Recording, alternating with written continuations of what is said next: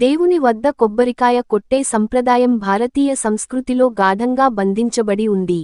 ఇది కేవలం ఒక ఆచారం మాత్రమే కాదు, దీని వెనుక ఆధ్యాత్మిక, సాంప్రదాయ, శాస్త్రీయ, మానసిక అర్థాలు కూడా ఉన్నాయి. ఇది హిందూ సంప్రదాయం, పురాణాలు, జీవనతత్వంతో గాఢంగా ముడిపడి ఉంది. ఇక్కడ దీనికి సంబంధించిన ఒక కథను ఫిక్షనల్ టచ్తో వినోదంగా, ఆధ్యాత్మికంగా చెప్పాను. శిరోభంగం, ఒక కొబ్బరికాయ కథ. రామకృష్ణ అనే యోగి ఒక గ్రామంలో ఉండేవాడు. అతడు నిరంతరం ధ్యానం, ప్రార్థనలతో జీవించేవాడు. ఒక రోజు అతని వద్దకు గ్రామంలో ఉన్న శిష్యులు ఒక ప్రశ్నతో వచ్చారు. గురుదేవా, దేవుడి ముందు కొబ్బరికాయ ఎందుకు కొడతాం? రామకృష్ణ చిరునవ్వుతో ఓ కథ చెప్తాడు. ఒకనాడు దేవలోకంలో బ్రహ్మదేవుడు ఒక భారీ సమస్యను చర్చిస్తున్నాడు. భూమిపై మనుషులు స్వార్థంతో, కోపంతో, ఈర్ష్యతో బాధపడుతున్నారు. ఎవరూ తమ మనస్సును దేవునికి అర్పించడం లేదు. ఆ సమయంలో గణేశుడు ముందుకు వచ్చి అన్నాడు, పితామహా, ఒక నూతన ఆచారం మొదలు పెడదాం. మనుషులు తమ అహంకారాన్ని దేవుని వద్ద ధ్వంసం చేయాలనే సంకేతంగా ఏదైనా గుర్తుగా చెయ్యాలి. అందుకే త్రిమూర్తులు కలిసి ఒక సాంకేతిక చిహ్నాన్ని రూపొందించారు, కొబ్బరికాయ.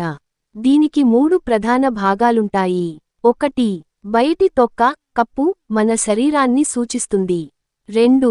ఊత, తంతువు, మన మనస్సు, ఈగో, బాండేజ్. 3.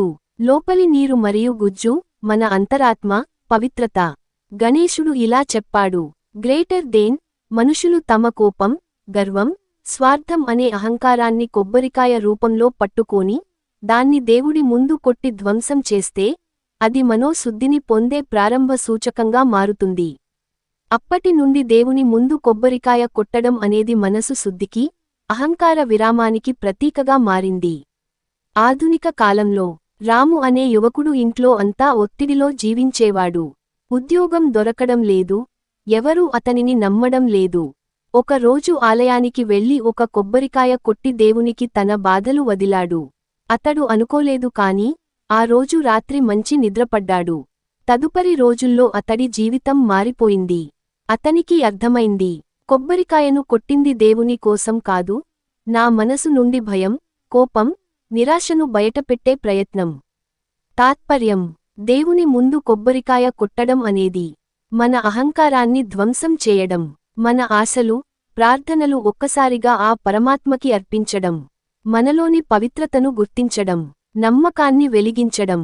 చివరి మాట: మీరు మానసికంగా ఆందోళనలో ఉన్నప్పుడు లేదా ఏదైనా కొత్త ప్రారంభం కావాలనిపించినప్పుడు ఒక కొబ్బరికాయను దేవుని ముందు కొట్టండి. అది మీలోని మీరు నే ధ్వంసం చేయడమే.